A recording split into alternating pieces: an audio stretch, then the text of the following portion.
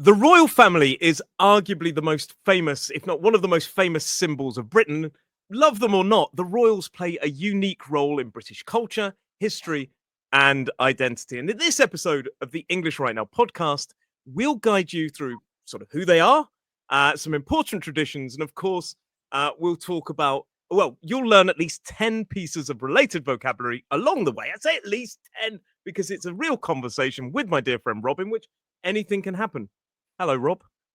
Very good afternoon to you, Roy. I'm putting on my posh royal voice there. I love it, don't it? How nice to meet you. How do you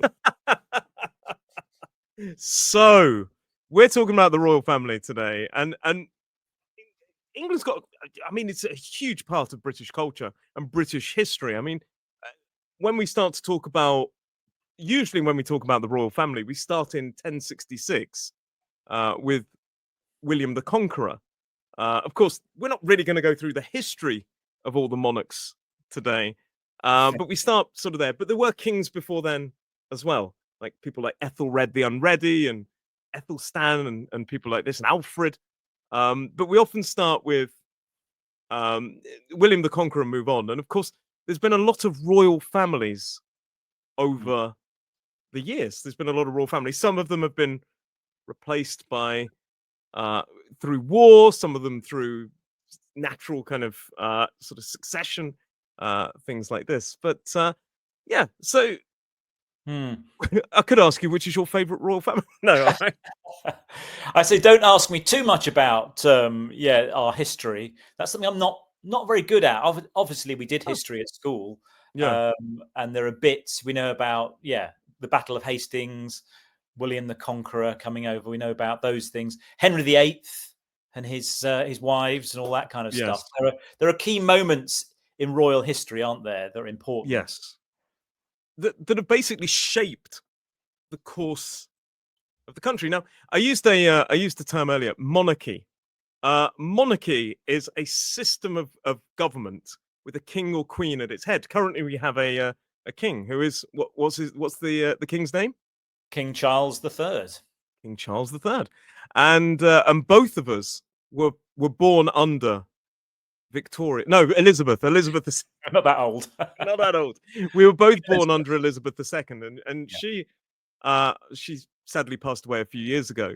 But she was the longest reigning monarch. So while monarchy is the system of government, the monarch is the person, the king or the queen. And in the UK, it's a constitutional monarchy. So it's kind of it's more that the king or queen has a symbolic role, although they can technically interfere. But the government, the elected government, holds political power rather than the king or queen, which there might be. I mean that's what's changed over time, isn't it? In the very olden times, the king would make the decisions, decide whether to chop your head off, decide whether they would invade somewhere or whatever. But luckily, that power has been taken away directly from the monarch. Yeah. Although they still do have functions, they still do have input, or they technically can have input, but quite often they choose not to maintain this. And that dates back to King John, doesn't it? This constitutional monarchy, to the Magna Carta, which was signed in Runnymede, near Windsor. That's there right. You go. I cycled through there only last week, in fact. But I didn't. Did you really? I cycled through Runnymede, but I didn't actually see the Magna Carta anywhere. No, did you feel very royal when you did it? I did. Yes. Very regal on your bike. So the current, the name of the house. So we call it house. It's a bit like Game of Thrones, isn't it? But the family name of our royal family is Windsor, but it's technically not their real name. They actually changed their name. From the original name was Saxe-Coburg and Gotha, I believe. Saxe-Coburg and Gotha, and they changed it because of the First World War. So effectively, they changed the name because they were kind of, it was a German family name, and that name, I think it comes from Prince Albert, who was a German prince who married Queen Victoria. Okay. But their name is Windsor. You say their name is Windsor now. Is that, do they take that from the castle, the name of the castle, which is I imagine so. I mean, it sounds more British, doesn't it? Yeah, yeah. Than Saxe Coburg and Gotha. But I think there was, during the First World War, there was a bit of. So what's really weird, effectively, the royal family of England and the royal family of Germany, they were I think they were cousins. They were related anyway. So effectively, they changed their name to avoid any kind of anti-royal feeling. So yeah, okay, interesting. And I'd say that I mentioned Windsor Castle, which is a big castle to the west of London where they live. But the actual real home of today's royal family is, of course, Buckingham Palace, isn't it? Yes, in central London. And that's kind of a working office and a major tourist attraction. And you can see lots of different things there. Like a lot of students love to see the changing of the guard, which is when the guards change, basically. But of course, we often refer to the Crown, don't we? There's that TV show, The Crown. Yeah. And that's an interesting thing because there's both the physical object. The crown can refer to the physical object worn by the monarch, usually in kind of ceremonial affairs. They don't walk around it all the time in a crown.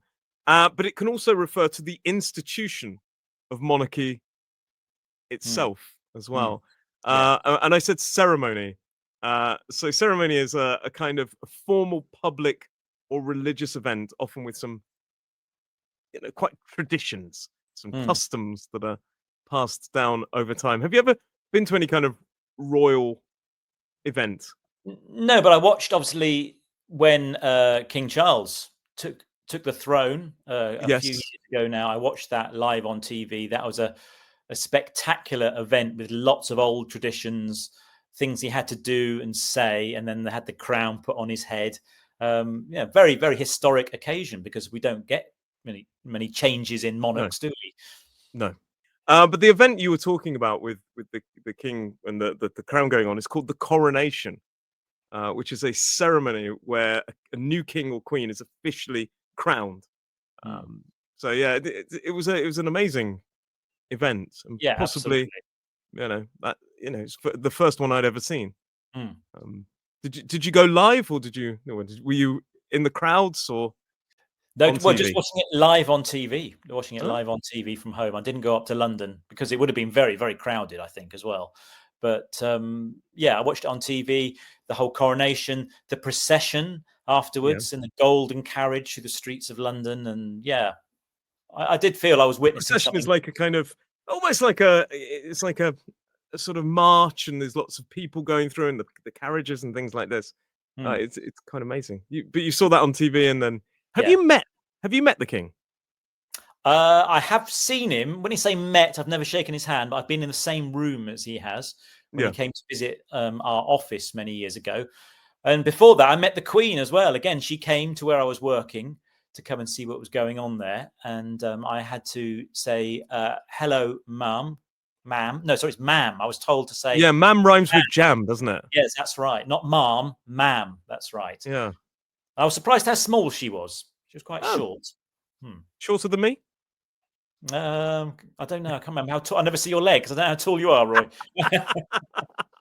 I'm like this tall. That's it. But yeah, bless. I didn't know that.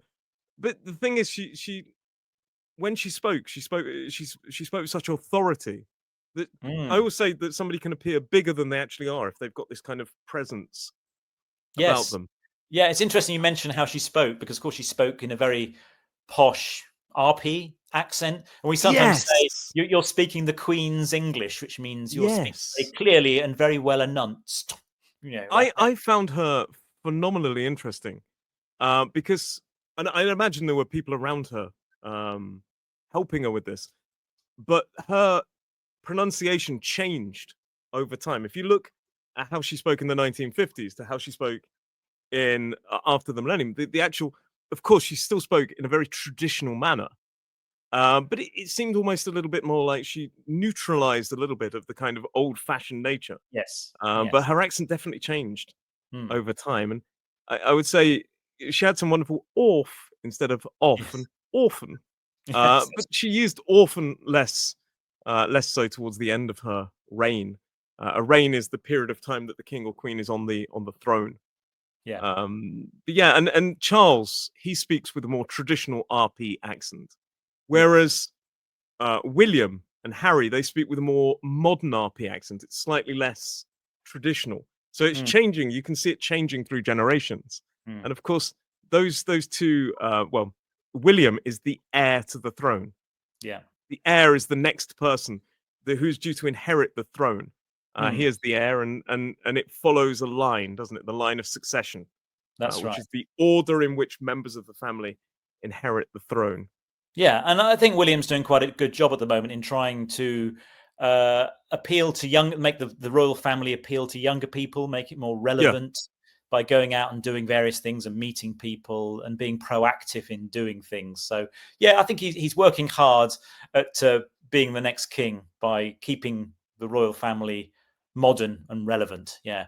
yeah, and there is that debate of whether they are. Some people will admire the traditions, and others will question the relevance in modern Britain.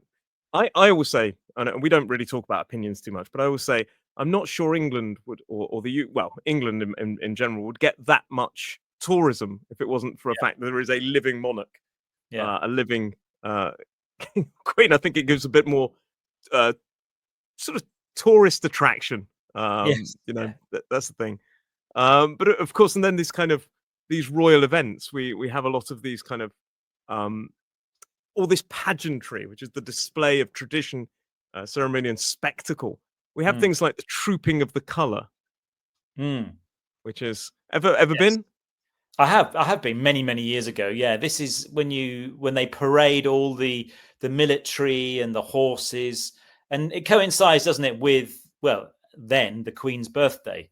Yeah, I think it is the official celebration of the king or queen's birthday, isn't it? Oh yeah, yeah, The trooping of the yeah. color, I believe. Mm, But yeah, it's a magnificent, all this pageantry, as we said that word there. But it's interesting. The ones as well we've seen as the jubilees. We've seen some jubilees, mm. which marks a special number of years of a monarch's, a king or queen's reign. So, like a platinum jubilee, I believe, 70 years. Yeah, So yeah, yes. we've had the silver jubilee and all this kind of thing. And people at those times, people often have street parties, don't they? Where I live, we had a street party Yeah, with tables decorated with flags, the Union flag and everything, and people just getting together. It's a kind of social event, really. People of all ages getting together in the idea really to celebrate the reign of that particular monarch, but also yeah. it's a good chance to get together really and have a party. Yeah, and they're not, they're not on permanent holiday, are they? They work. They are Mm, working. They are working royals. So they will have. Some of them are working. Some of them are not. Some of them have royal duties, and these yeah. are public responsibilities carried out by members of the royal family. For one, the reigning monarch will open Parliament, but not just in the UK. No, of course the monarch has what's the word? Control or responsibility for the Commonwealth. So Yes. other countries around the world that have a sort of have an allegiance to the UK. Yeah. It's a group. The Commonwealth is a group of countries. Many of them, but not all of them, were once part of what we called the British Empire, and they Mm, are, as you say, linked to the UK. And some of those countries, the king or the queen will be the head of parliament, and they will technically, or they should, open parliament in places like, I believe, Australia. mm, It's like a kind of big event. And there are some countries like Australia that say, should we be a republic or should we stay with the king or queen as the head of the state, head of state? Um, and, mm, and, and the thing is, the king or queen doesn't really have any. It's more of a ceremonial role. mm. There's no real influence or power they have over Australia. Yeah, So it's kind of just a link to the past. yeah. Um, but And we you have the say people, Commonwealth Games as well. yes, exactly. But people, as you say, are very divided about whether they should be still kind of, yeah, swearing their allegiance to the British Crown or whether they should be a Yeah. republic. It's an interesting one because it's such a historic thing that's happened here. Yeah. Yeah. and it's quite fascinating. But yeah, we talk about the Commonwealth Games as well, don't we? Which is like a kind of mini Olympics of all the Commonwealth countries, and Yeah. that's always quite exciting. Hmm. We always kind of tend to do quite well in that, Funny that. as opposed to the Olympics, But where there here are you bigger. But here you get a royal, a member of the royal family, a royal, we can call them, who may open the ceremony, close the ceremony, maybe give out the medals and things like that. And we often get a royal person, don't we? A big things like if the Euros or the World Cup was to take place in the UK, they'd be there to officially open it because they carry so much weight, don't they? Yeah. Do you know as well? So you talked about the adaptability of the monarchy, and I do think there is a wonderful thing there that they're constantly trying to evolve. They're constantly trying to.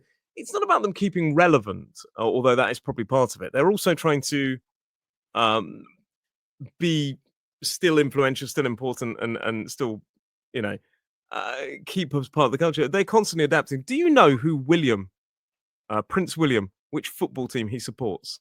What is it? Aston Villa. Aston Villa, yes. Aston Villa in It's Aston Birmingham. Villa, isn't it? Yeah. I wonder how that happened. We Strange. should invite him on the podcast and see if he'll tell us how he started supporting Aston Villa. But yeah, and he sometimes goes to the games, and some people don't know if that's what a royal should do. But I think it's kind of a nice thing that he seems to be getting involved and going to the matches. He seems a bit more approachable. Yeah. I guess, and Well, it's less traditional. So traditions are customs and practices passed down over time.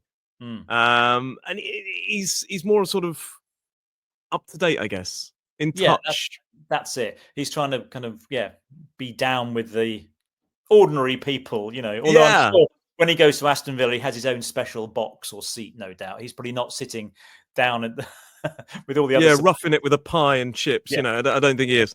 But he does. It feels more.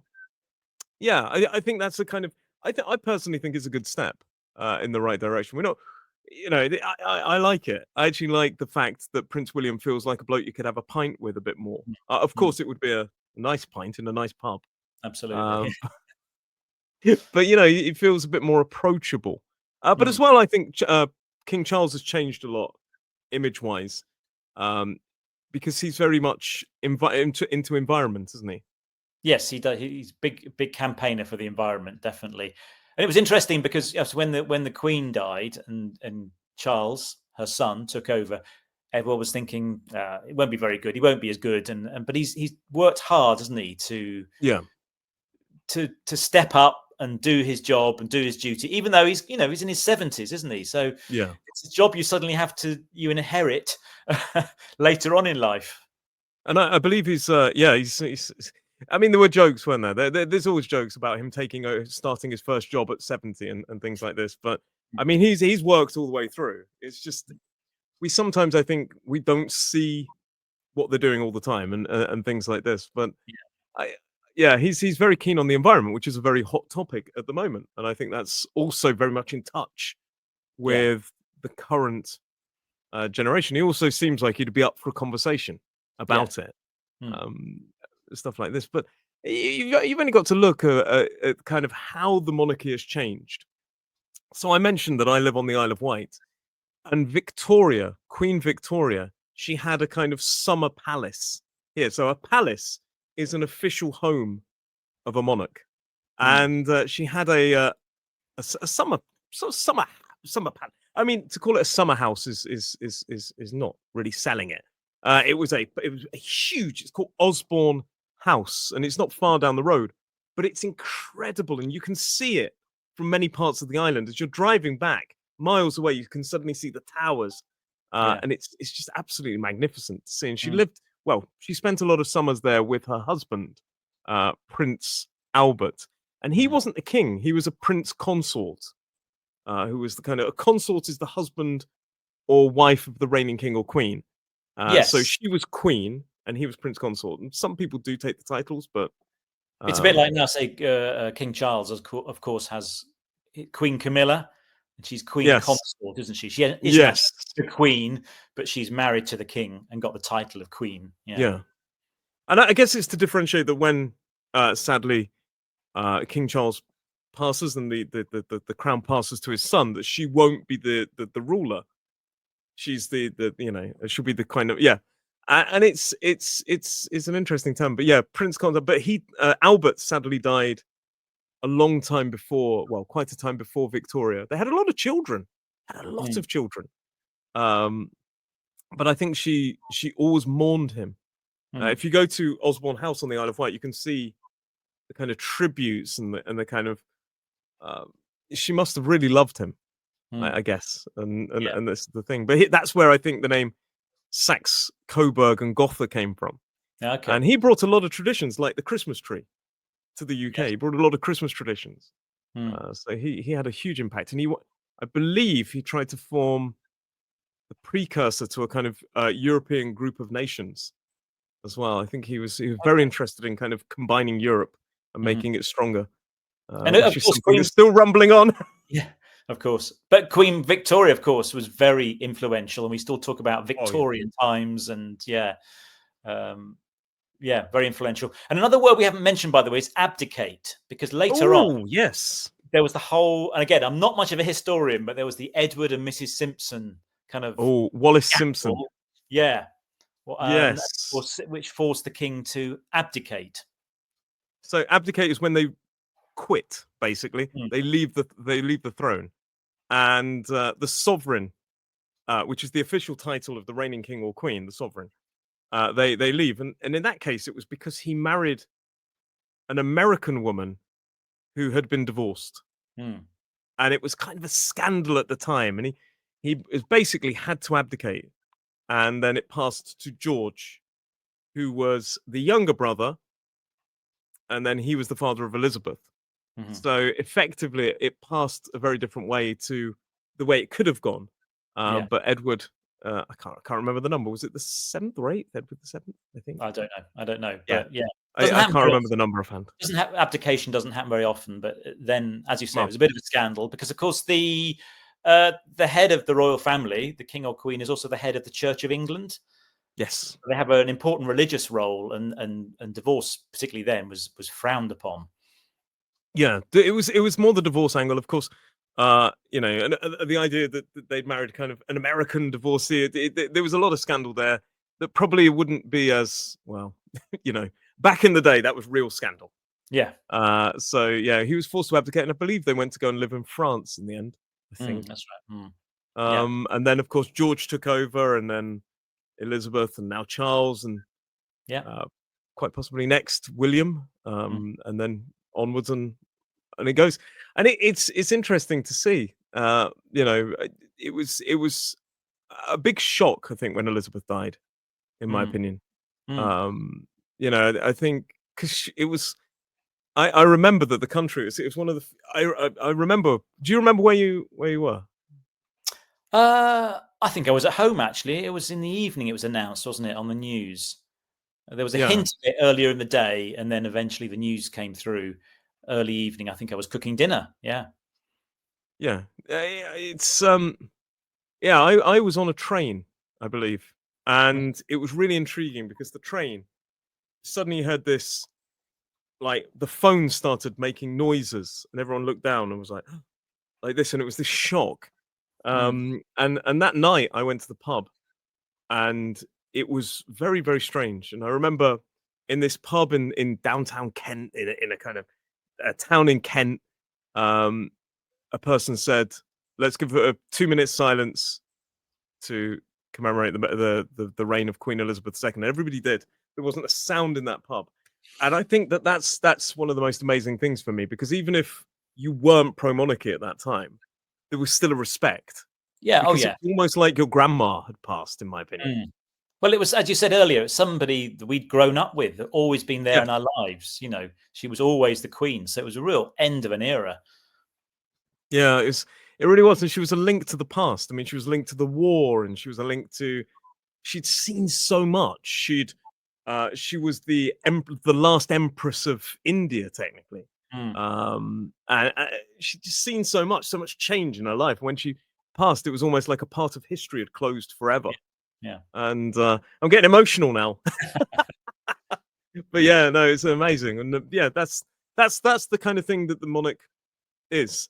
Love them or hate them, they are this kind of representation of England, and in some for most people, they are kind of untouchable. I think I couldn't imagine ever becoming a republic.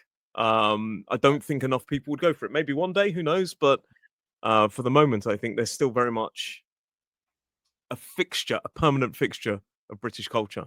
Absolutely. And on that note, I want to say thank you very much for talking to me today about this fascinating subject. Of course, as well, thank you very much for listening to us, everybody out there. It's been an absolute pleasure, Rob, for talking to us. If you do want to support this podcast, you can always buy us a cup of tea. The link is down below, and maybe some scones as well, which, people talk about the pronunciation of scones or scones. The Queen always said scone, and that's good enough for me. Good. Rob, thank you very much for joining me today. It's been an absolute pleasure. It's been a pleasure as well. So I shall see you next time. Bye. Yes, sire.